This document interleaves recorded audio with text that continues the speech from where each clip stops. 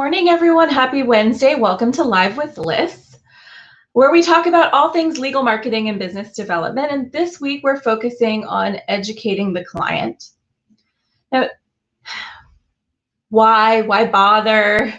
What is it exactly that we're doing? Is it worthwhile?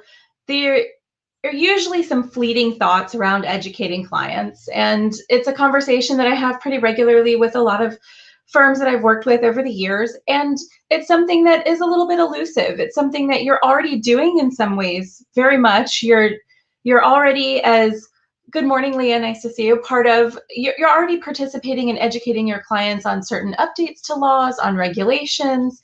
You probably have a newsletter that you question the value of and whether it's worthwhile to continuously send these emails or to reach out to clients with certain updates. But educating the client is really a part of enhancing that trust and loyalty and creating brand awareness that's lasting. It's a part of making that relationship valuable and providing part of that client journey that makes it worthwhile for them to work with you.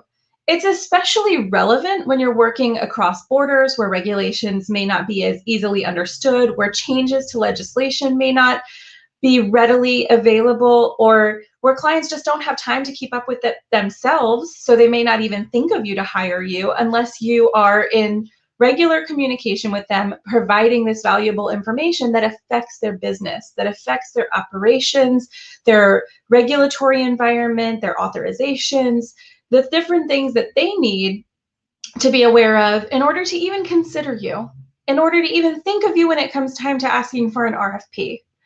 So you already know that there's value in educating your client to at least some extent.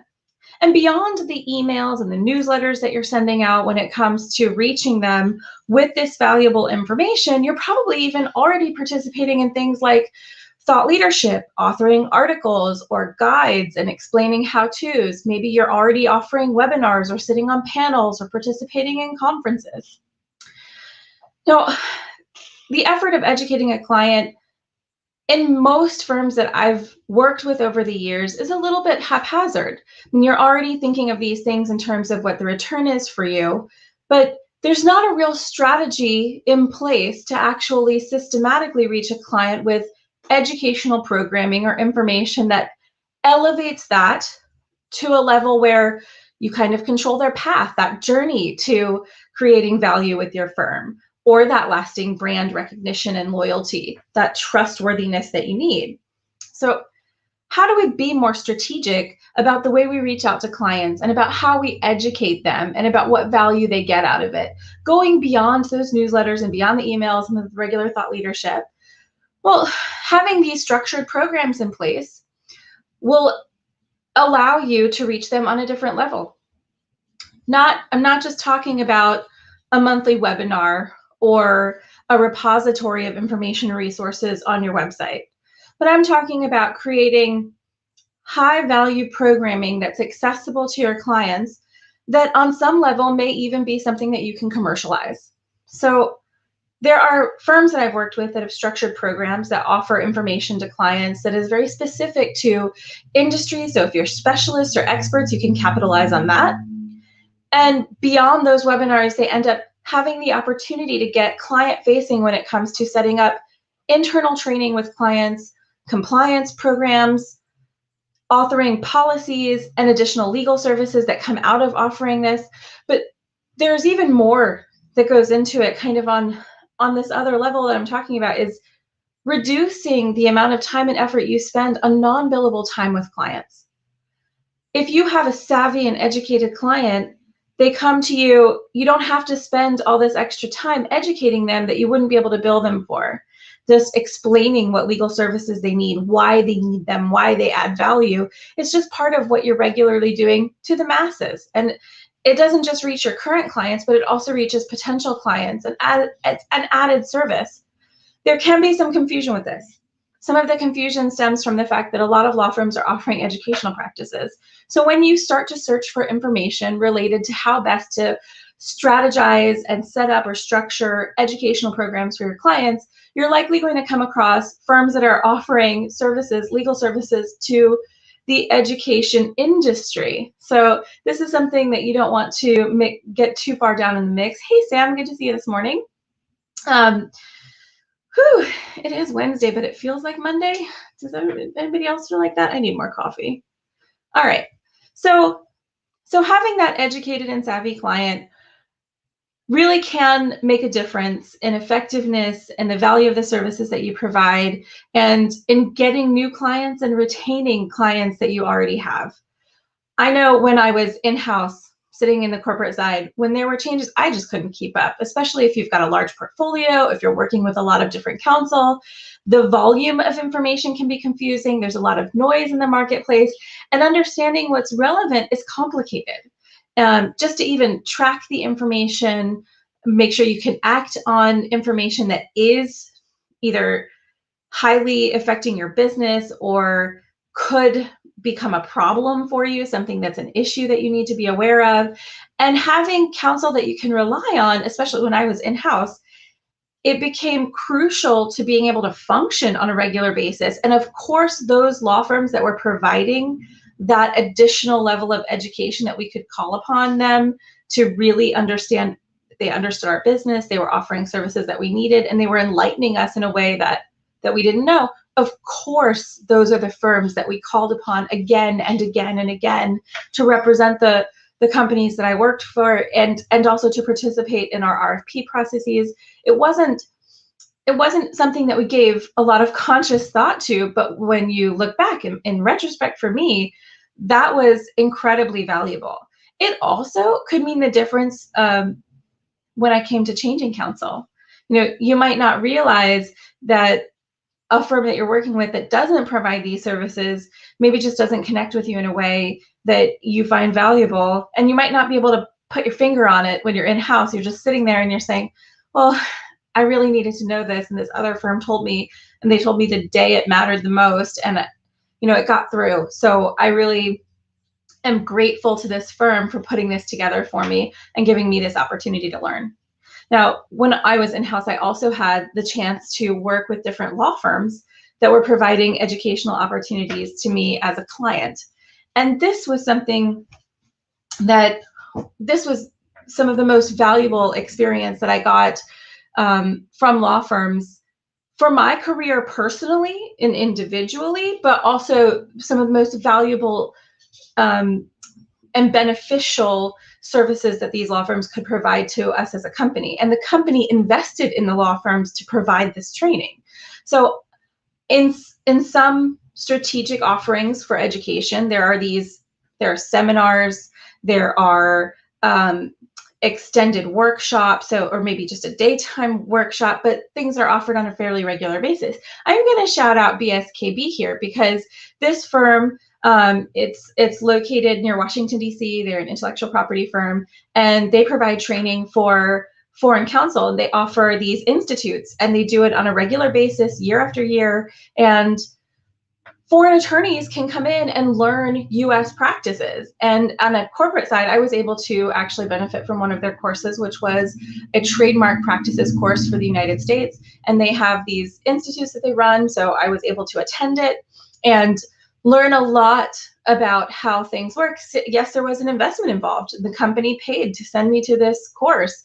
But because of that, not only was I educated enough to be able to do the things on the corporate side that are expected of corporations in the United States, or that become common practice for the client, but I was also able to call upon that firm again and again when it came to providing the services that we needed that extended beyond what we were capable of in-house. And that's exactly what you want from these educational programs for your clients. You want them to extend beyond what the corporation is capable of, but you don't want to spend a lot of time on this individual effort where you're constantly and repetitively going over the same material with different clients in the hopes that you're going to get their business. You want to be strategic about that approach, and you want to be able to offer something that brings them back again and again and says, hey, these are the legal services you need. We've done this a million times. We're experts, so you're getting, again, the credibility for your expertise. You're getting acknowledgement. And this also goes back to all of the things that we talk about when it comes to visibility and findability and making sure that you're in the running if you're strategically and consistently offering effective educational programming for your clients. Not only will you benefit from that trust created, the brand loyalty, but you'll also get that added recognition by potential clients too, especially when you take advantage of the digital platforms that are available and get it out there online. And then those clients again will come back. And this actually happened in the example that I'm giving you with this firm out in Northern Virginia. We went back to them for custom training and said, this service that you're providing is excellent. We want to better understand this in-house. And not only did we invest in additional training from them that they already had structured and ready to go, but that in turn led to additional services being provided by them. There were, of course, other firms that were offering similar types of training. There was a firm that we worked with in Chicago that also provided mentorship style training that was invaluable. And so if you have these ideas for the legal services that you provide and the things that your clients constantly come back to you with, certain questions that they have over and over again, the basics of how things work. So just being informed and knowledgeable about how things function, what does it look like to obtain intellectual property rights in a certain jurisdiction? Those are some of the most valuable types of training that you can provide, and it's something that's able to be formalized, able to be strategic, systematically delivered, and something that can add high value again and again. It's not something that you have to recreate every time you do it. You can get it ready to go, and it's not just your run-of-the-mill webinar or panel that is just sort of in the moment. Sure, it's relevant and valuable, but it's not that formulaic, systemized training that is higher value, that says, okay, this is exactly what I need to know. I need to understand the regulations. I have found some of the most effective programs here lead to compliance work. And almost all the firms that I work with who are doing intellectual property also have compliance. This is also true of big advertising practices, anything regulatory, where companies have to comply with certain things. And the legislation changes, the regulations change, there are too many jurisdictions to take note of and to understand. This kind of training is exactly what they need. And sometimes they don't even know it because, hey, we don't know what we don't know. So when it comes time to really understanding what legal services are being provided in complex markets, in complex industries, being able to partner and collaborate with your law firms that are providing the legal services that you may or may not even realize that you need, or in the back of your mind you know you need, but you're not exactly sure how to tackle it, providing these educational opportunities for your clients and making them more savvy will certainly help in that connection with them, bring it about so that you're invited to those RFPs, get hired more consistently so that they can think of you when it comes time to actually obtaining those legal services. But more than that, you can offer it as a service. You can certainly commercialize on some of these legal service educational programs. And it's a win-win because not only are they getting value out of the educational opportunity that you're delivering, maybe even they're paying for it, so win for you there, but it's something that you can use over and over again as a springboard to reach potential clients and to build out additional programming that really does resonate with the masses in the legal service areas that you're providing.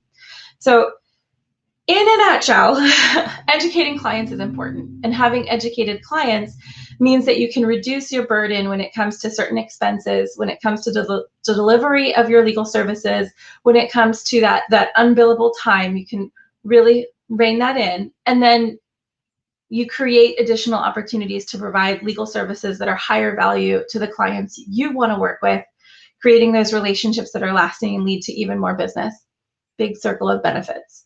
If you have questions about how to structure an educational program at your firm, let us know. We're always happy to explore the different platforms that are available. There's a lot of technology available for this, and even the different methods, the reachability, how far it's going to get, how you target, what your audience looks like. We're down for all of that because we love that kind of thing. So happy educating, and we look forward to seeing you on Live with Liz every Wednesday at 9 a.m. Take care, everybody. Have a great rest of your week. We'll see you next time.